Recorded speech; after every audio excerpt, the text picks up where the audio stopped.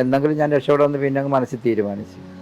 അതേപോലെ തന്നെ ഒരു സുപ്രഭാതത്തിൽ ദൈവത്തിന് രക്ഷപ്പെടുത്തിക്കൊണ്ട് പോകും. എൻ്റെ അറബിയെ പോലെ ആയിരിക്കും അറബി തന്നെയാണ്. പക്ഷേ അതുകൊണ്ടാണ് ഞാൻ പറഞ്ഞത് ഈ അറബി എൻ്റെ സ്പോൺസറല്ല, ഇത് മാറിക്കൊണ്ടുപോകാൻ അഭിനയത്. അതുകൊണ്ട് തന്നെ ഇയാൾ വന്ന് നോക്കിയിട്ട് അങ്ങ് പോവായിരുന്നു.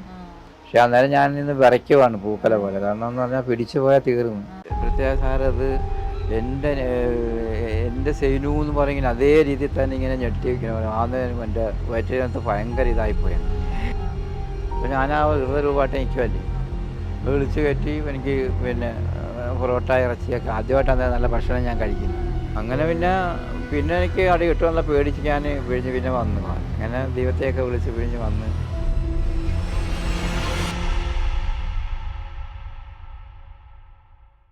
ഹായ്, ഹലോ, നമസ്കാരം. ഇന്നെൻ്റെ കൂടെയുള്ളത് നജീബിക്കയാണ്. നജീബിക്കനെ കൂടുതൽ പരിചയപ്പെടുത്തേണ്ട ആവശ്യമൊന്നുമില്ല. എല്ലാവർക്കും അറിയാവുന്നതുപോലെ ആടുജീവിതം സിനിമ ഇപ്പോൾ റിലീസാകാൻ പോവുകയാണ്. അതിൻ്റെ വിശേഷങ്ങളാണ് നിങ്ങളുമായിട്ട് പങ്കുവയ്ക്കാൻ പോകുന്നത്. നജീബിക്ക, നമസ്കാരം. നമസ്കാരം. ഇക്ക ഇതിനോടകം കുറേ ഇൻ്റർവ്യൂ കൊടുത്ത് ക്ഷീണിച്ചിരിക്കുകയാണെന്ന് അറിയാം. അതെ, ഒരുപാട് ഇൻ്റർവ്യൂ ആയി. അതെ, ഇന്നലെ ഫ്ലവേഴ്സിലൊക്കെ പോയിരിക്കുകയായിരുന്നു. ഇന്നലെ ഫ്ലവേഴ്സിൽ പോയായിരുന്നു. അത് പരിപാടി കഴിഞ്ഞപ്പോൾ തന്നെ 2 മണിയോളം ആയി. ആണല്ലേ? നോയമ്പും കൂടെ ആണല്ലോ? നോയമ്പും കൂടെ ആയിരുന്നു. ആ നോവലുള്ള കാര്യങ്ങൾ അതുപോലെ തന്നെ കറക്റ്റ് ആണല്ലേ? 90% കറക്റ്റായിട്ട്. അതിനുശേഷം നാട്ടിൽ വന്നായിരുന്നല്ലോ, അപ്പം അതിനുശേഷമുള്ള അവസ്ഥ എങ്ങനെയായിരുന്നു? അതിനുശേഷം നാട്ടിൽ അവിടുത്തെ അന്ന് വന്നിട്ട് പിന്നെ ആദ്യമായിട്ട് മോനെ കാണുന്നു. മോനെ എൻ്റെ വാപ്പ പറയുന്നത് നിൻ്റെ വാപ്പ വന്നടാന്ന് പറയുമ്പോൾ അവൻ എൻ്റെ വാപ്പ അല്ലെന്ന് പറഞ്ഞ് തിരിച്ചു പോകും. അങ്ങനെ മാറുന്നു. അങ്ങനെ അവരെല്ലാവരെയും വന്ന് ആദ്യമായിട്ട് കണ്ടപ്പോൾ എല്ലാവരും കെട്ടിപ്പിടിച്ച് ഭയങ്കര കരച്ചിലും ഇതൊക്കെ ആയിരുന്നു.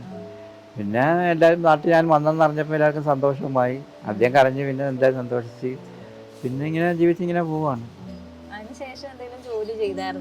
ഇവിടെ 4-5 വർഷം. പിന്നെ അത് കഴിഞ്ഞ് ഇവിടെ നാട്ടിൽ നിന്ന് ജോലിയൊക്കെ ചെയ്ത്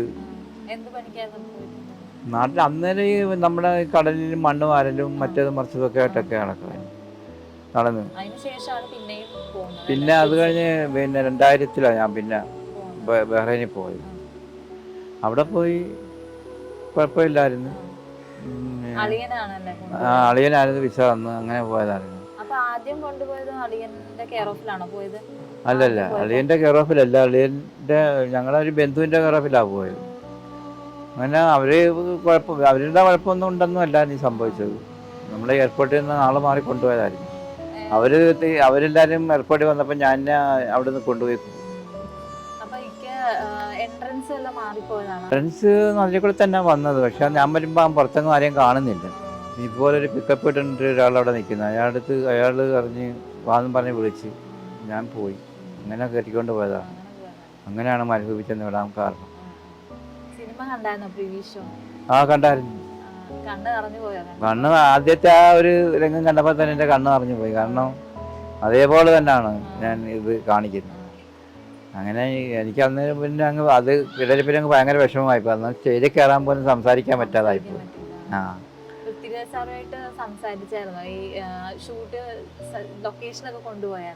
ലൊക്കേഷനിൽ ലാസ്റ്റ് ലൊക്കേഷനിൽ വെച്ചാണ് കണ്ടുമുട്ടുന്നത്. അത് റാന്നി വെച്ച്.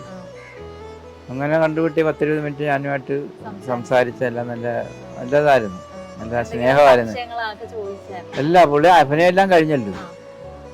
അഭിനയം കഴിഞ്ഞിട്ട് ഞാൻ അഭിനയിച്ചൊക്കെ ഇങ്ങനെയൊക്കെയാണെന്നുള്ള കാര്യങ്ങളൊക്കെ എൻ്റെ അടുത്ത് പറഞ്ഞു. അപ്പോൾ ഞാനെല്ലാം കറക്റ്റാണെന്നൊക്കെ പറഞ്ഞ് അത് എനിക്ക് തട്ടി എൻ്റെ മേത്ത് തട്ടിയിട്ട് പറഞ്ഞാൽ അതെല്ലാം ശരിയാ പറഞ്ഞാൽ മതി. അതെ, എല്ലാ സീനും ഉണ്ട്. പക്ഷെ എന്നാലും ഞാനന്ന് പിന്നെ എൻ്റെ അവിടെ നിന്ന് ഞാൻ മരുഭൂമി അവിടെ കിടന്നുകൊണ്ടിരുന്നപ്പോഴും ഇതുപോലെ ഞെട്ടി ഇങ്ങനെ എൻ്റെ സഭയത്തി എന്ന് പറഞ്ഞ് ഞെട്ടി ഇങ്ങനെ ഉണരുകയും. ഇവിടെ അത് പിന്നെ ഈ പ്രത്യേക സാർ അത് എൻ്റെ സെയിനു എന്ന് പറയുന്നത് അതേ രീതിയിൽ തന്നെ ഇങ്ങനെ ഞെട്ടി ആദ്യം എൻ്റെ വയറ്റിനകത്ത് ഭയങ്കര ഇതായിപ്പോയാണ്. അതൊന്നും പറ്റിയില്ല. പിന്നെ എനിക്കങ്ങ് മനസ്സിനങ്ങ് പിടിച്ച് കിട്ടുന്നില്ല. ആ രീതിയായി. അങ്ങനെ സ്റ്റേജിൽ ഒന്നും പറയാനുള്ള ഇത് വന്നില്ല. ഇതിൻ്റെ റഹ്മാൻ്റെ പാട്ട് ഇതുണ്ടായിരുന്നല്ലോ, അതായിരുന്നല്ലോ. സിനിമാളന്മാരും എല്ലാവരും ഉണ്ടായിരുന്നു. മോഹൻലാൽ ഉണ്ടായിരുന്നു. അത് ഇന്ന് വരും അതിൻ്റെ. സംസാരിച്ച് കൈയൊക്കെ തന്നിട്ടാ പോയത്. അങ്ങനെ പൃഥ്വിരാജ് സാർ എന്നെ കെട്ടിയൊക്കെ പിടിച്ചിട്ട് പിന്നെ ഞാൻ പോയി കണ്ടോളാം എന്നൊക്കെ പറഞ്ഞ് പോയി. അതൊക്കെ തന്നെ എനിക്ക് നല്ലൊരു വലിയൊരു ഇതാണ്. കാരണം ജീവിതത്തിൽ കിട്ടാത്ത സംഭവങ്ങളാണ് കിട്ടിയത്. ഒരിക്കലും പ്രതീക്ഷിച്ചില്ല. നോവൽ വന്നപ്പോൾ പോലും സിനിമ എന്നൊന്നും ഞാൻ പ്രതീക്ഷിച്ചില്ലായിരുന്നു. പിന്നെ നോവൽ വന്ന് വായിച്ച് ഒരുപാട് ഇതൊക്കെ ആയി. പിന്നെ കേരള സാഹിത്യ അക്കാദമി അവാർഡ് കിട്ടിക്കഴിഞ്ഞല്ലേ ഇതിപ്പോ മൊത്തം ഇതായത്. അത് കഴിഞ്ഞിട്ടാണല്ലേ വീട്ടിലുള്ളവരോട് വന്നു കഴിഞ്ഞിട്ടൊന്നും പറഞ്ഞില്ലായിരുന്നല്ലോ? ഇല്ല ഞാൻ വീട്ടില് കണ്ടൊന്നും പറഞ്ഞില്ല. കാരണം നമ്മള് പിന്നെ അത് പറഞ്ഞ് അവരെ വിഷമിപ്പിക്കേണ്ടെന്ന് വെച്ചിട്ട് പറയാം. പിന്നെ കത്ത് വായിച്ചാണ് കൂടുതലും വിവരങ്ങൾ അറിഞ്ഞത്. എന്നാലും ഒരുവിധമൊക്കെ കാര്യങ്ങൾ ഞാൻ അവിടെ പറഞ്ഞായിരുന്നു. പിന്നെ വിഷമിപ്പിക്കുന്ന കാര്യമൊന്നും ഞാൻ പറഞ്ഞില്ല. പിന്നെ കത്ത് വായിച്ചു കഴിഞ്ഞാണ് ഇതൊക്കെ അറിയുന്നത്. എന്നെ കൊണ്ടുപോകുമ്പോൾ വെറും മരുഭൂമി കൂടെ തന്നെ ഈ വണ്ടി ഓടുവാണ്. അങ്ങനെ ഓടിയിട്ട് ഒന്നും ഇത് അങ്ങ് എത്തിപ്പെടുന്നില്ല. കാരണം നമ്മുടെ നാട്ടിൽ നിന്നൊക്കെ ഒരുപാട് പേര് ഗൾഫിൽ പോയിട്ടുണ്ട്. ആരെയും കാണുന്നുമില്ല, ഒരു ബിൽഡിങ് കാണുന്നില്ല, ഒന്നും കാണുന്നില്ല. വെറും മരുഭൂമി കൂടി വണ്ടി ഓടുക. അങ്ങനെ ഓടി ഒരു എത്രയോ മണിക്കൂറുകൾ ഓടിക്കഴിഞ്ഞാണ് അങ്ങ് ചെല്ലുമ്പോഴാണ് ഇത് കാണുന്നത്. കുറച്ച് 10-700 ആടുകളും 10-20 ഒട്ടകവും കൂടി ഇങ്ങനെ നിൽക്കുന്നതായിട്ട്. അപ്പം തന്നെ എൻ്റെ പൊട്ടിപ്പോയി. അങ്ങനെ ഞാൻ പെട്ടുപോയെന്ന് പറഞ്ഞാൽ നമ്മൾ പണ്ടൊക്കെ ഇവിടെ ഇങ്ങനെ അതേ ആൾക്കാർ പറയും ഇതുപോലെ ഗൾഫിൽ പോയി ഇങ്ങനെ ആടുമേക്കലായിപ്പോയി ഇങ്ങനെ അങ്ങനെയൊക്കെ ഉണ്ടെന്നൊക്കെ ഉള്ളത്. അതേ രീതി തന്നെ നമുക്ക് സംഭവിച്ചെന്നുള്ള ആ ഒരു വെപ്രാളവും പരിവേശവും പിന്നെ പറഞ്ഞാൽ പറ്റാത്ത ഒരവസ്ഥയായിപ്പോയി.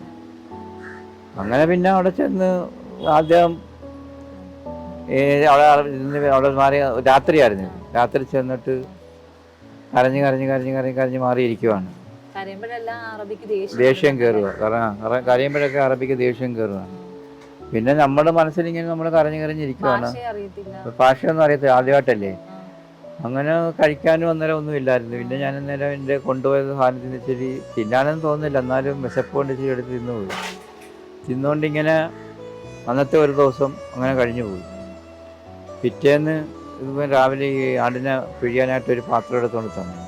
അത് കാച്ചി കുടിക്കാനല്ലാതെ അയക്ക് കുടിക്കാനും മാത്രം, അല്ലാതെ കുട്ടിക്കൊന്നും കൊടുക്കാനില്ല. അങ്ങനെ ആദ്യമായിട്ട് ആടിനെ പിഴിയുമ്പോൾ അത് പാല് വരുന്നില്ല വിളിച്ചിട്ട്. പിന്നെ രണ്ടാമത്തെ ദിവസവും വന്നില്ല. പിന്നെ രണ്ടാമത്തെ ദിവസം അതിന് പിന്നെ ആദ്യത്തെ ദിവസം ഇയാൾ ചൂടാവുകയൊക്കെ ചെയ്തെൻ്റെ അടുത്ത്. രണ്ടാമത്തെ ദിവസവും ഇതുപോലെ അടിച്ചിട്ട് വന്നിട്ട് തലയ്ക്ക് ഇങ്ങനെ തട്ടിയൊക്കെ ചെയ്തു. അടിയൊക്കെ കിട്ടിയിട്ടുണ്ട്. ഇഷ്ടപ്പെടാതെ അടിക്കാൻ വന്നു. അങ്ങനെ പിന്നെ എനിക്ക് അടി കിട്ടുമെന്നുള്ള പേടിച്ച് ഞാൻ പിന്നെ വന്നു. അങ്ങനെ ദൈവത്തെയൊക്കെ വിളിച്ച് വന്ന് ഞാൻ അവിടെ ചെന്ന് കഴിഞ്ഞാൽ ഞാൻ ഒരിക്കലും രക്ഷപ്പെടുത്തില്ലെന്നുള്ള ചിന്ത മാത്രമായിരുന്നു എൻ്റെ മനസ്സിൽ. കാരണം എന്ന് പറഞ്ഞാൽ അതേപോലൊരു അവസ്ഥയാണ് അവിടെ. ആരും അവിടെ ഒന്നും എത്തിപ്പെടത്തില്ല, ഏത് ആൾക്കാരും അവിടെ വരാനും പറ്റത്തില്ല. അതുപോലെ ഉള്ളിലൊരു സ്ഥലമായിരുന്നു. അതുകൊണ്ട് അങ്ങനെ ഞാൻ രക്ഷപ്പെടുമെന്നുള്ള പ്രതീക്ഷ ഒന്നും ഇല്ലായിരുന്നു. എന്നാൽ പിന്നെ ഞാൻ ഓർക്കുന്നുണ്ട്, ഞാൻ വരുമ്പോൾ എൻ്റെ ഭാര്യ ഗർഭിണിയായിരുന്നു. ആ കുട്ടി ജനിച്ചോ ഇല്ലേ എന്നുള്ള ഏതെങ്കിലും ഒരു അവസരത്തിൽ രക്ഷപ്പെടുവാണെങ്കിൽ കാണാൻ പറ്റുമല്ലോ എന്നുള്ള ആ ഒരു ചിന്ത മനസ്സിലുണ്ട്. അങ്ങനെ ഇതെല്ലാം ഓർത്തിട്ട് മരിക്കണമെന്നുണ്ട് മരിക്കണ്ടെന്നുണ്ട് രണ്ട് തീരുമാനത്തിന് ഞാൻ നിൽക്കുവാണ്. ഏതായാലും എന്തെങ്കിലും ഞാൻ രക്ഷപ്പെടുമെന്ന് പിന്നെ അങ്ങ് മനസ്സിൽ തീരുമാനിച്ചു. അതേപോലെ തന്നെ ഒരു സഫലവാദത്തിൽ ദൈവത്തിന് വന്ന് രക്ഷപ്പെടുത്തിക്കൊണ്ടുപോകും. അതെ. കാരണം എങ്ങനെയെങ്കിലും മരിക്കട്ടെന്നും പറഞ്ഞാലും ഞാൻ മണ്ണി മാറി കിടന്നു. കാരണം അങ്ങനെയെങ്കിലും മരിച്ചാൽ ഈ കഷ്ടപ്പാടിൽ നിന്നും ഒഴിവാകാമെന്ന് വെച്ച്. നമ്മൾക്ക് പിന്നെ മരിച്ചാൽ കാര്യം അറിയത്തില്ലല്ലോ. പിന്നെ ഞാനും അവർക്ക് എൻ്റെ വീട്ടുകാരാണെങ്കിലും പിന്നെയും വിഷമിക്കുമല്ലേ. അല്ലെങ്കിൽ ഒരു അവസരത്തിൽ രക്ഷപ്പെട്ട് എന്നാൽ അവർക്ക് സന്തോഷം കിട്ടുമല്ലോ എന്ന് ഓർത്ത് എന്നിട്ട് പിന്നെ ഇങ്ങനെ ചിന്തിച്ച് പിന്നെ ഒരു ദിവസം ഇങ്ങനെ മാറി കിടന്നു. എന്നിട്ടും നമുക്കുള്ള പാമ്പ് പോലും കൊത്തിയിട്ടില്ല. ആടിനെയൊക്കെ ഒരുപാട് കൊന്നിട്ടുണ്ട്. ഒരുപാട് ഞാൻ കൊന്നിട്ടുമുണ്ട്. അവിടെ കൊന്നിട്ടുണ്ട്. 700 ആടും 10-24 ഒട്ടവും ഉണ്ടായിരുന്നു. അതല്ല, പാലിനെ ഒന്നും എടുക്കണ്ടേ. രാവിലെ വേണേൽ ഇത്രയും പാലെടുത്താൽ മതി. പിന്നെ ഇതിനെ കൊണ്ടുവരുന്ന കുറച്ച് കൊണ്ട് നടത്തിക്കണം, അതിന് തീറ്റ കൊടുത്ത് പിന്നെ ആയതുകൊണ്ട് കയറ്റണം, പിന്നെ വേറൊരു സെറ്റിനെ കൊണ്ട് പോകണം. അങ്ങനെയൊക്കെ ഉള്ള ഇതായിരുന്നു.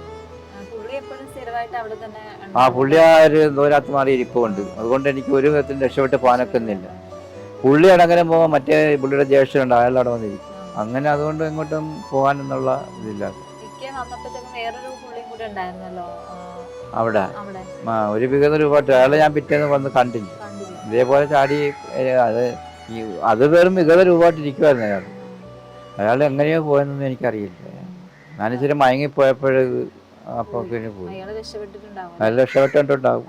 അത് പിന്നെ ഇതുപോലെ ഓടിച്ച 1.5 ദിവസം ഓടിയാണ് റോഡ് കാണുന്നത്. അങ്ങനെ ഒരുപാട് വണ്ടിക്കൊക്കെ കൈ കാണിച്ചിട്ട് അങ്ങനെ അന്നേരം ഇപ്പോൾ ഈ വന്ന ആൾ എനിക്ക് 5 റിയാൽ തന്നു. അപ്പോൾ അതാണ് ആദ്യമായിട്ട് കാണുന്നത്. അങ്ങനെ പിന്നെ ഒരുപാട് വണ്ടിക്കൊക്കെ കാണിച്ചിട്ട് പുള്ളി തന്നെ എൻ്റെ അടുത്ത് പറഞ്ഞു ബെത്തെ എന്ന് പറഞ്ഞ സ്ഥലം ഒന്ന് പറയാൻ മതി. അങ്ങനെ ബെത്തേന്ന് ഞാൻ പറഞ്ഞ് വണ്ടിക്കാരൻ്റെ അടുത്ത് പറഞ്ഞു. അങ്ങനെ പുള്ളി നല്ലൊരു അറബി, എൻ്റെ അവിടുത്തെ ഏറ്റവും വലിയ ഒരു നല്ല ജോലിയൊക്കെ ഉള്ള അറബിയാണെന്ന് എനിക്ക് തോന്നുന്നു. അല്ലാതെ വെറും ഇതല്ല, നല്ലൊരു അറിവ് കൊണ്ട് പിന്നെ ഈ ബെത്തേന്ന സ്ഥലത്ത് കൊണ്ട് വിട്ട് തന്നു. അത് കുറച്ച് ഓടണം, അതൊക്കെ ചെക്ക് പോസ്റ്റൊക്കെ കഴിച്ചാൽ കൊണ്ടുപോകണം. അങ്ങനെ ഇല്ല, അയാൾ നമ്മുടെ ആകപ്പാട് നമ്മുടെ സ്മെല്ലും ഒക്കെ മനസ്സിലായി. അതുകൊണ്ടാണ് അയാൾ മനസ്സിലായി. അങ്ങനെ അവിടെ കൊണ്ട് വിട്ട് വന്നു. അങ്ങനെ വിട്ട് വന്നപ്പോഴേ ഒരു വ്യാഴാഴ്ച ദിവസമായിരുന്നത്. വ്യാഴാഴ്ച ദിവസം അപ്പോൾ എനിക്കത് എന്നാ ആഴ്ചയാണെന്നൊന്നും അറിയത്തില്ല.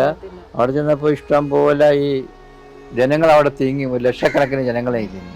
അങ്ങനെ സൗദി അറേബ്യ ആദ്യമായിട്ട് കാണുന്നു. അങ്ങനെ ഒരു ഹോട്ടലുകാരൻ വിളിച്ച് നല്ലപോലെ ഫുഡൊക്കെ തന്നു. മലയാളിയാ, കോഴിക്കോട്ടുള്ള. അപ്പോൾ പുള്ളി എന്തൊക്കെ കാര്യങ്ങൾ ചോദിച്ചില്ലേ.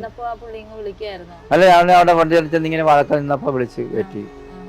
അപ്പോൾ ഞാൻ ആ 20 രൂപ ആയിട്ട് നിൽക്കുമല്ലേ, വിളിച്ച് കയറ്റി. എനിക്ക് പിന്നെ പൊറോട്ട ഇറച്ചിയൊക്കെ ആദ്യമായിട്ടാണ് നല്ല ഭക്ഷണം ഞാൻ കഴിക്കുന്നത്. അങ്ങനെ കഴിച്ച് എൻ്റെ പുള്ളി തന്നെ പിന്നെ ഒരു ലിമോസൻ വണ്ടി അവിടെ നിന്ന് വിളിച്ച് ബന്ധുക്കളുടെ നമ്പർ ഉണ്ടായിരുന്നു, അത് കൊടുത്തപ്പോൾ ആ കാറുകാരൻ്റെ അടുത്ത് പറഞ്ഞു ഇതുപോലെ ഇന്ന സ്ഥലത്ത്. മലയാളികളെന്ന് മനസ്സിലായി. എല്ലാം മതിയാണെന്നൊക്കെ ചോദിച്ചപ്പോൾ ഞാൻ മതിയെന്നൊക്കെ മലയാളത്തിലല്ലേ പറയുന്നത്, അന്നേരം മനസ്സിലായി. പിന്നെ ഇത് നമ്പർ ഉണ്ടാന്നൊക്കെ ചോദിച്ചപ്പോൾ ഞാൻ നമ്പർ ഉണ്ട് പറഞ്ഞ് ഇന്ന സ്ഥലത്ത് ആൾക്കാരൊക്കെ ബന്ധുക്കളൊക്കെ ഇവിടെ ഉണ്ടെന്നൊക്കെ പറഞ്ഞു. അങ്ങനെ ആ സ്ഥലത്തിൻ്റെ അഡ്രസ്സ് എൻ്റെ ഉണ്ടായിരുന്നു. ആ അഡ്രസ്സ് അല്ലല്ല, അതെടുത്ത് ഞാൻ പേഴ്സ് എടുത്ത് പോക്കറ്റ് വെച്ചായിരുന്നു ചാടി വന്നു. അപ്പോൾ അതുകൊണ്ട് നമ്പർ ഉണ്ടായിരുന്നു, അങ്ങനെ പറഞ്ഞായിരുന്നു. പിന്നെ ഭക്ഷണം തന്ന പുള്ളി തന്നെ വണ്ടിയുടെ പൈസയും കൊടുത്ത് എന്നെ അവിടെ കൊണ്ട് വിട്ടുകൊടുക്കാൻ പറഞ്ഞു കൊണ്ടുകൊടുത്ത്. അങ്ങനെ പിന്നെ അവിടുന്ന് ബന്ധുക്കളെല്ലാം വന്ന് എല്ലാവരും വന്ന് സന്തോഷിപ്പിച്ച്. അന്നേരമാണ് ഞാൻ അറിയുന്നത് ഇതുപോലെ ഭാര്യ പ്രസവിച്ച ആൺകൊച്ചായിരുന്നു. ആ സമയത്ത് തന്നെ പിന്നെ നാട്ടിലേക്ക് വിളിച്ച് ഇവിടെ എല്ലാവർക്കും സന്തോഷമായി.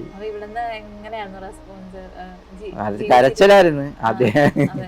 പിന്നെ നല്ല സന്തോഷമായി. പിന്നെ ഞാൻ അവിടെ എല്ലാവരും എൻ്റെ ഒരുപാട് പേർക്ക് സംസാരിക്കാനൊക്കെ എല്ലാവരും ഇതൊക്കെ തന്നു, ഫോണും ഒക്കെ. അങ്ങനെ സംസാരിച്ച് പിന്നെ എനിക്ക് നാട് കണ്ടാൽ മതി എന്നുള്ള ചിന്തയായി. എനിക്ക് കുഞ്ഞിനെ കാണണം, നാട് കാണണം എന്നുള്ളത്. പിന്നെ അങ്ങനെ പോയി പിടികൊടുത്തിട്ട് ഈ ബഹ്റൈനിലുള്ള ഒരു അളിയൻ, ഇപ്പം പിന്നെ രണ്ടാമത് കൊണ്ട് അളിയനാണ് ടിക്കറ്റ് എടുത്ത് അവിടെ നിന്ന് അയച്ചു തന്നു.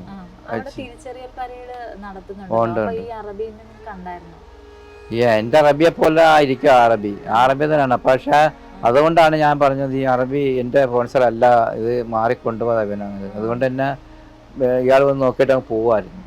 പക്ഷെ അന്നേരം ഞാൻ ഇന്ന് വിറയ്ക്കുവാണ് പൂക്കല പോലെ. കാരണം എന്ന് പറഞ്ഞാൽ പിടിച്ചു പോയാൽ തീർന്നു, നമ്മുടെ എല്ലാം കഴിഞ്ഞു. പിന്നെ കൊണ്ടുപോകാൻ രക്ഷപ്പെടുക്കാൻ പിടുത്തത്തില്ലേ. അങ്ങനെ അതെല്ലാം പിന്നെ എന്നെ ദൈവത്തിൻ്റെ ഒരു ഇതായിരുന്നു. പിന്നെ എനിക്കെല്ലാം സംഭവിച്ചതല്ല. കാരണം എനിക്ക് അത്രയ്ക്ക് ഇതായിപ്പോയി, വിശ്വാസമായി. കാരണം എൻ്റെ പ്രാർത്ഥന പിന്നെ കേട്ട് എല്ലാം. രണ്ടാമതും ബഹ്റൈനിൽ അളിയനെ കൊണ്ടുപോയത്. ബെന്യാമിൻ അന്നേരം അളിയൻ്റെ കൂട്ടുകാരൻ സുല്ലെന്ന് പറയുന്ന ഒരു ചേട്ടനുണ്ട്. അപ്പോൾ സുനിൽ പുള്ളിയുടെ അടുത്ത് ഞാനൊരു ജോലിക്ക് വേണ്ടി ചോദിച്ചപ്പോഴാണ് സുല്ലേട്ടൻ എടുക്കെ പറഞ്ഞ് എൻ്റെ ഒരു ജോലിയുണ്ട്, ആ ജോലി ഞാൻ ചെയ്യത്തില്ലെന്ന് പറഞ്ഞു. അപ്പോൾ അത് എന്ത് ജോലിയാണെന്ന്, പിന്നെ ജോലിയെന്നല്ല, നീ എന്ത് ജോലിയാണ് ചെയ്തതെന്ന് ചോദിച്ചു. അന്നേരം ഞാൻ പുള്ളിയെടുത്ത് ഇതുപോലത്തെ കഥകൾ പറഞ്ഞു കൊടുക്കുന്നു. അങ്ങനെ ആ പുള്ളിക്ക് അന്നേരം അങ്ങ് വലിയ ഫീലിംഗ് ആയിപ്പോയി. ഈ ഞാൻ ചെയ്ത അല്ലല്ല അളിയൻ്റെ ഒരു അളിയൻ്റെ കൂട്ടുകാരൻ ചെറിയ സ്റ്റുഡിയോ അവിടെ വരുന്ന എപ്പോഴും വരുന്ന. അങ്ങനെ പിന്നെ കഥ പറഞ്ഞ് അപ്പം എന്നെ പെട്ടെന്ന് ജോലിയൊക്കെ പാസ് എടുത്ത് ജോലിയൊക്കെ എനിക്ക് റെഡിയാക്കി തന്നു. എന്നിട്ട് ബെന്യാമിൻ്റെ സുല്ലേട്ടൻ്റെ കൂട്ടുകാരനാണ് ഈ ബെന്യാമിൻ സാർ. അങ്ങനെ പിന്നെ അവർ രണ്ടുപേരും US നേവി എന്ന് പറയുന്ന സ്ഥലത്താണ് ജോലി ചെയ്യുന്നത്. അങ്ങനെ ഇത് പുള്ളിയെടുത്ത് കാര്യങ്ങൾ പറഞ്ഞ് എനിക്ക് അവിടെ ജോലി വാങ്ങിച്ചു തന്നപ്പോൾ പിന്നെ എൻ്റെ പുറകെ നടന്നാണ് ഈ കത്ത് എഴുതുന്നത്. പുള്ളി ഒരുപാട് ദിവസം എഴുതി, ഒരുപാട് ദിവസം എൻ്റെ പറയാൻ നടന്നു, മാസങ്ങളോളം നടന്നു. ഒരു 5-6 മാസമെങ്കിലും നടന്നതാണ്. അതുപോലെ നടന്നാണ് ഈ കഥ എഴുതി. പുള്ളിക്കും വലിയ പണിയൊന്നുമില്ല, എനിക്കും എൻ്റെ പണിയെന്ന് പറഞ്ഞാൽ ആരും നോക്കാനും കാണാനും ഒന്നുമില്ല. അതുകൊണ്ട് എൻ്റെ ഇഷ്ടത്തിനുള്ള പണി ചെയ്ത് പോവാം. അവിടുത്തെ ഈ മറ്റേ ക്യാനും അലൂമിനിയനും ഒക്കെ പിറക്കുന്ന ഒരു പരിപാടിയായിരുന്നു. അതുകൊണ്ട് നമ്മുടെ ഇഷ്ടത്തിനായിരുന്നു സംഭവം. അതുകൊണ്ട് പുള്ളി അങ്ങനെ എഴുതുമായിരുന്നു. അങ്ങനെ എഴുതിയാണ് ഈ കഥ എഴുതുന്നത്. പുള്ളി എഴുത്തുകാരനായിരുന്നല്ലോ, അതുകൊണ്ട് നോവലാക്കാനാണെന്ന് അറിയാമല്ലോ. നമ്മളെന്നാലും ഇതുപോലൊക്കെ വരുമെന്നൊന്നും ഞാൻ പ്രതീക്ഷിച്ചില്ല. അങ്ങനെ നോവൽ എഴുതി ബുക്ക് കുറച്ച് നാൾ കഴിഞ്ഞപ്പോൾ ഈ ബുക്ക് പ്രകാശനം ചെയ്തു. അപ്പോൾ ആദ്യമായിട്ട് എനിക്ക് ഈ ബുക്ക് തരുന്നത്. ആ ബുക്കൊക്കെ വായിച്ചൊക്കെ ഒരുപാട് കാര്യമൊക്കെ ചെയ്തു. ഒരു കുറച്ച് 90% കറക്റ്റായിട്ടെല്ലാം എഴുതിയപ്പോൾ വായിക്കാനൊക്കത്തില്ല. രണ്ടാമത് പോകുമ്പം പേടിയുണ്ട്. എൻ്റെ വൈഫ് പറഞ്ഞു പോകണ്ട, പിന്നെ നമുക്ക് എങ്ങനെയെങ്കിലും ഇവിടെ ജീവിച്ചാൽ മതി എന്നൊക്കെ പറഞ്ഞായിരുന്നു. പക്ഷെ അന്നേരം നമ്മൾ ജ്യേഷ്ഠൻ്റെ കൂടെ താമസിക്കുന്നത്, നമുക്ക് വീടൊന്നുമില്ല, കല്യാണം കഴിഞ്ഞ് 2 കുട്ടികളുമായി. അപ്പുറത്തായിരുന്നു, അപ്പുറത്ത് താമസിക്കുന്ന ജ്യേഷ്ഠനാണ്. അപ്പോൾ അവിടെ ആയിരുന്നു. ഞാനൊരു 29-30 വയസ്സാകാറായി പോകുമ്പോൾ. അങ്ങനെ പിന്നെ ഈ അളിയന് കൊണ്ടുപോയി ഇങ്ങനെ എഴുതും. ആദ്യമായിട്ട് ബുക്ക് പ്രകാശനം ചെയ്ത് എനിക്ക് തന്ന്. പിന്നെ അങ്ങനെ അത് കഴിഞ്ഞിട്ട് പിന്നെ ആൾക്കാരെല്ലാം എന്നെ വിളിക്കാൻ തുടങ്ങി. അങ്ങനെയൊക്കെ ഇതങ്ങ് പോയി. പിന്നെ എന്ന് പറഞ്ഞാൽ കുറച്ചാളിങ്ങനെ പിന്നെ കഴിഞ്ഞപ്പോഴാണ് ഈ ലോക സാഹിത്യ അക്കാദമി അവാർഡ് കിട്ടിയപ്പോഴാണ് പിന്നെ ഇത് ഫേമസ് ആണ്. അങ്ങനെ പിന്നെ ഒരുപാട് ആൾക്കാർ വിളിക്കുകയും അവര് വിളിച്ച് ഭക്ഷണം തരികയൊക്കെ ചെയ്ത് നല്ല ഇതൊക്കെ ആയിരുന്നു. പിന്നെ സിനിമ ആകാൻ പോവാന്നൊക്കെ പറഞ്ഞു എന്നൊക്കെ വളരെ സന്തോഷമായി. പിന്നെ അങ്ങ് ഇതെല്ലാം ലോകം മൊത്തം ഇനിയിപ്പോ ഇതൊക്കെ അറിയുമല്ലേ നമ്മൾ അന്ന് അറിഞ്ഞു. അതെ, ഒരു സാറ് അഭിനയിക്കുമ്പോൾ ഇത് വിജയിക്കുമെന്നൊക്കെ ഉള്ള തോന്നൽ എൻ്റെ മനസ്സിലുണ്ടായിരുന്നു. കാരണം പുള്ളിയുടെ പടക്കം ഞാൻ കണ്ടിട്ടുണ്ട്. അതുകൊണ്ട് നല്ല അഭിനയമല്ലേ, അതുകൊണ്ട് വിജയിക്കുമെന്നുള്ളത് തന്നെ ആയിരുന്നു. 5 സെന്റ് സ്ഥലം വിറ്റിട്ടാണല്ലോ പോയെന്ന് പറഞ്ഞത്. അതെ, അപ്പോഴത്തേക്കും വന്നു കഴിഞ്ഞപ്പോഴുള്ള സാമ്പത്തിക വന്നു കഴിഞ്ഞപ്പോ പിന്നെ ഒന്നും ഇല്ലാതല്ലേ ഞാൻ വരുന്നത്. പിന്നെ പഴയതുപോലെ നമ്മള് അതെ അതെ അതെ അത് പിന്നെ ഞാൻ വന്നിങ്ങനെ കയറി, അവന് ആദ്യമായിട്ട് ഉണ്ടാവുന്ന കയറി. അതിന് വാപ്പ ഉണ്ട്. വാപ്പ പറഞ്ഞാൽ മോനെ നിന്റെ വാപ്പാതി വന്നടാന്ന് പറഞ്ഞ് ചെന്നപ്പോൾ അവൻ എൻ്റെ വാപ്പാനെ തിരിഞ്ഞങ്ങ് പോയി. പിന്നെ അന്നേരം എനിക്ക് ഏറ്റവും വലിയ ഫീലിംഗ് ആയെന്ന് പറഞ്ഞാൽ അവനൊരു മുട്ടായി പോലും എനിക്ക് കൊണ്ട് കൊടുക്കാനായിട്ട് ആദ്യമായിട്ട് എനിക്ക് ഗൾഫാരം വന്ന് കൊടുക്കാൻ പറ്റാത്ത ഒരു പ്രയാസത്തിന് മനസ്സ് ഇങ്ങനെ വിങ്ങിപ്പൊട്ടുവാണ്. എന്ത് ചെയ്യാനാണ്, നമ്മുടെ അവസ്ഥ എങ്ങനെ ആയിപ്പോയി. പിന്നെ അങ്ങനെ ചിന്തിച്ച് പിന്നെയാണ് പിന്നെ എല്ലാം നഷ്ടപ്പെട്ടു പോയില്ലേ നമ്മുടെ. അങ്ങനെയാണ് പിന്നെ രണ്ടാമതിന് പോകുന്നത്. ഇപ്പൊ കുറേ പേര് കമന്റ് ഇടുന്നുണ്ടല്ലോ, സാമ്പത്തികമായിട്ട് എന്തെങ്കിലും സഹായിക്കണം, അല്ലാതെ അപ്പൊ ഈ യൂട്യൂബുകാര് വന്നിട്ട് എല്ലാരും വന്ന് ഇതുപോലെ വന്ന് എടുത്തോ. നമ്മള് കിടന്ന് കഷ്ടപ്പെട്ടിട്ട് പിന്നെ ഇതുവരെ നമ്മളെ ആരെയും കാണാൻ ആരും വന്നിട്ട് പോലും ഇല്ലായിരുന്നു. ഇപ്പോഴിതിപ്പോൾ സിനിമ എന്ന് പറഞ്ഞപ്പോൾ ഒരുപാട് യൂട്യൂബും മറ്റേതും മറിച്ചതും ഒക്കെ വന്ന് നമുക്ക് ജോലിക്ക് പോകാൻ പറ്റാത്ത ഒരു അവസ്ഥയിലുള്ള ഇതാണ്. ഒരു ദിവസം തന്നെ 10-30 ആൾക്കാരാണ് വിളിക്കുന്നത്. അങ്ങനെ നോമ്പ് പിടിച്ചോണ്ട് ആ പാട് ഇതാണ് ഈ വരുന്നില്ല ഈ കോള് തന്നെ.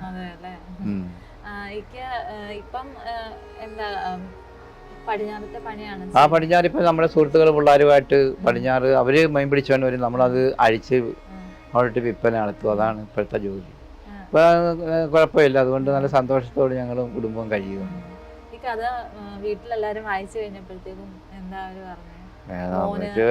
കരച്ചിലായിരുന്നു. എൻ്റെ വൈഫും ഇതെല്ലാം കരച്ചിലായിരുന്നു. അന്നേരം അവനും ഈ കഥയൊക്കെ വായിച്ച് ഭയങ്കര വിഷമമൊക്കെ ആയിരുന്നു. മോളും അത് തന്നെയാണ്. ഞാൻ പിന്നെ ഒരുപാട് കാര്യങ്ങളൊന്നും കത്തിലൂടെ ഈ കഥയെക്കൂടി തന്നെ ഇവരറിഞ്ഞല്ലോ. വലുതായിട്ടൊന്നും ഇത് പറഞ്ഞില്ല. ഇതുപോലെ പെട്ടി കിടക്കുവാണ് അങ്ങനെ അങ്ങനെയൊക്കെ പറഞ്ഞു. അല്ലാതെ എൻ്റെ പീഡനങ്ങളും മറ്റതും മറിച്ചതും ഒന്നും ഞാൻ അറിയിപ്പിച്ചില്ല. കാരണം പിന്നെ വന്നത് അപ്പായ്ക്കും സുഖമില്ലാത്തതായിരുന്നു. അവരെ വിഷമിപ്പിക്കേണ്ടെന്ന് വെച്ച് നമ്മളനുഭവിച്ച് നമ്മൾക്ക് പറ്റുന്ന പറ്റട്ടെന്ന് വെച്ച്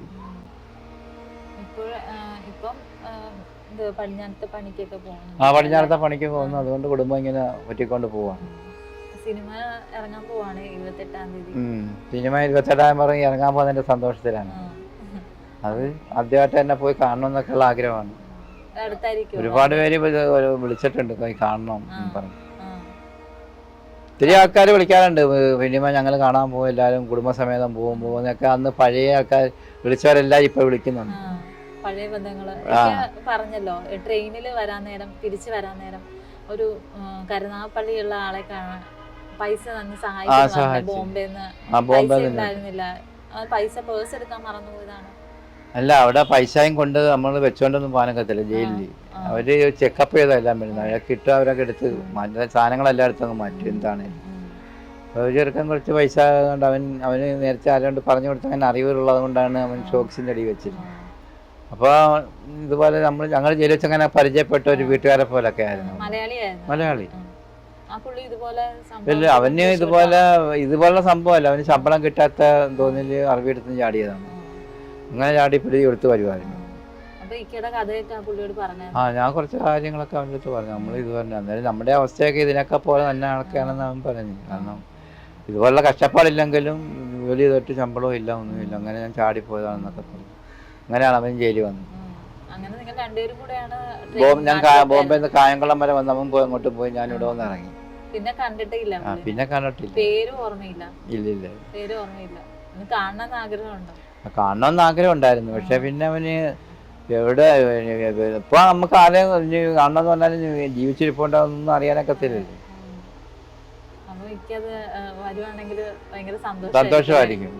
അങ്ങനെ ഞങ്ങള് ജയിലിൽ കരുനാഗപ്പള്ളിയുള്ളതാണ്. കരുനാഗപ്പള്ളിയും പാറശാല ഉള്ള രണ്ടുപേരുണ്ടായിരുന്നു. അങ്ങനെ ഒരുപാട് കൂട്ടുകാരന്നേരം ജയിലിൽ വെച്ച് പരിചയമായി. അവര് എല്ലാവർക്കും ഇവനാ സർട്ടിഫിക്കറ്റ് എടുത്ത്. അന്നേരം പിന്നെ ഞങ്ങൾ ബോംബെ വന്നു. പിന്നെ ഞങ്ങൾ അവിടെ ആരും ഇല്ലല്ലോ സഹായിക്കാനൊന്നും. പിന്നെ അങ്ങനെ ഞങ്ങൾക്ക് 3 പേർക്കും ടിക്കറ്റ് എടുത്തു. കായംകുളത്ത് വന്ന ഇല്ല, എന്നെ ഒരു ദിവസം ഞാൻ എൻ്റെ വീട്ടിലതൊക്കെ രാവിലെ വന്നെങ്കിലും അവിടെ നിന്നെല്ലാം കുളിച്ച് എല്ലാം ഫ്രഷായിട്ട് അപ്പച്ചിയുടെ വീടായിരുന്നു. വൈകിട്ട് നമ്മുടെ പെങ്ങളെ വീട്, പെങ്ങൾ അരിപ്പാടുണ്ടായിരുന്നു. അവിടെ പോയിട്ട് അവിടുന്ന് പെങ്ങളെ മോനുമായിട്ടാണ് ഇവിടെ വരുന്നത്. അവരെ ഇവിടെ കൊണ്ടുവരുന്നത്. അന്നേരമാണ് ഇങ്ങനെ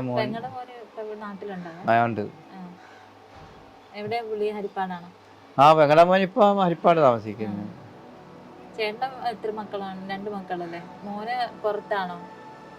മോൻ പുറത്താ. മോന് മസ്കറ്റിലാ ഇപ്പൊ. മസ്കറ്റില് മോളിവിടെ ഉണ്ട്.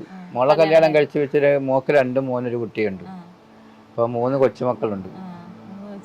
മക്കളും ഞങ്ങളിപ്പോ എല്ലാരും ഒരു സന്തോഷത്തോടെ കഴിഞ്ഞു പോകുന്നു. അപ്പൊ മോന് ഇപ്പൊ അങ്ങോട്ട് പോയതേ ഉള്ളു, 3 മാസമാണ്. അല്ല ഇങ്ങനെ ഇന്നലെ വിളിച്ചോണ്ടിരിക്കുക. അപ്പോഴും ഞാന് എനിക്ക് വരണമെന്നുണ്ട്, അങ്ങനെ അങ്ങോട്ട് പോയതേ ഉള്ളു. അല്ല ഞാൻ എന്തായാലും പറഞ്ഞു, എനിക്ക് ഇത് തരുമെങ്കിൽ പോവാന്ന് പറഞ്ഞു. 1 മാസം വന്ന് നിന്നിട്ട് പോവാന്നൊക്കെ പറഞ്ഞു. അന്നേരം നോക്കട്ടെ എന്ന് പറഞ്ഞ് ഇന്നലെ ഫോൺ. അന്ന് അവന് കാണണമെന്ന് പറഞ്ഞുള്ള ആഗ്രഹമാണ്. പിന്നെ അവിടുത്തെ വിസ ഇപ്പൊ അങ്ങോട്ട് പോയല്ലേ ഉള്ളു. അന്നേരം അവര് വിടുവോന്ന് സംശയമാണ്. 3 മാസം ആയതേ ഉള്ളു. അവന് കുട്ടിക്ക് സുഖമില്ലായിരുന്നു. അങ്ങനെ അവൻ ആദ്യം ലുലുവിലായിരുന്നു.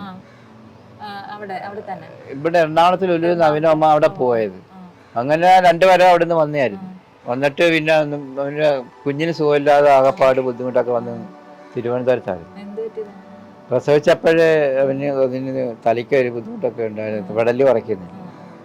അങ്ങനെ ഇപ്പോഴും ചികിത്സിച്ചുകൊണ്ടിരിക്കുകയാണ്. അങ്ങനെ 8 മാസമാണ് നിൽക്കേണ്ടി വന്നത്. അങ്ങനെ പിന്നെ അതങ്ങ് പോയി വിസ.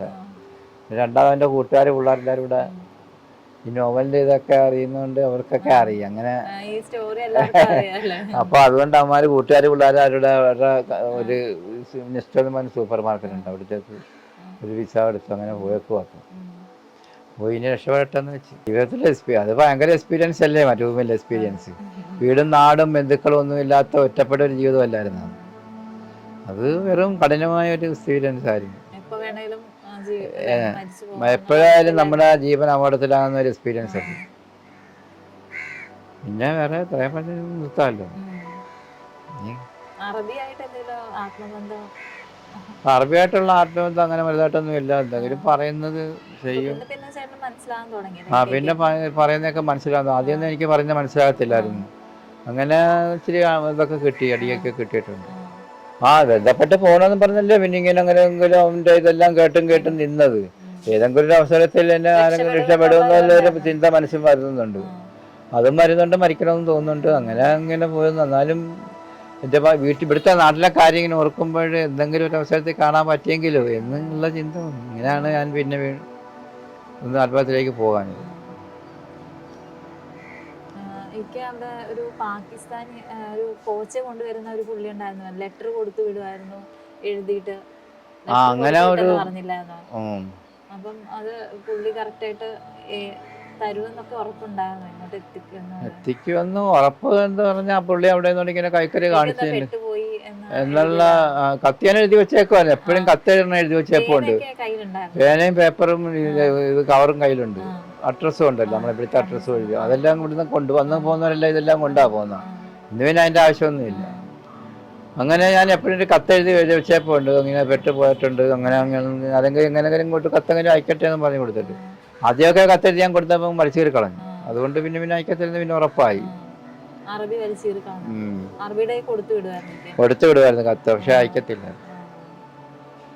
അങ്ങനെ പിന്നെ ഈ ഒരു കത്ത് കിട്ടി. ആ പാകിസ്ഥാനി തന്നെ അയാൾ സ്റ്റാമ്പ് ഒട്ടിച്ച് അയച്ചു.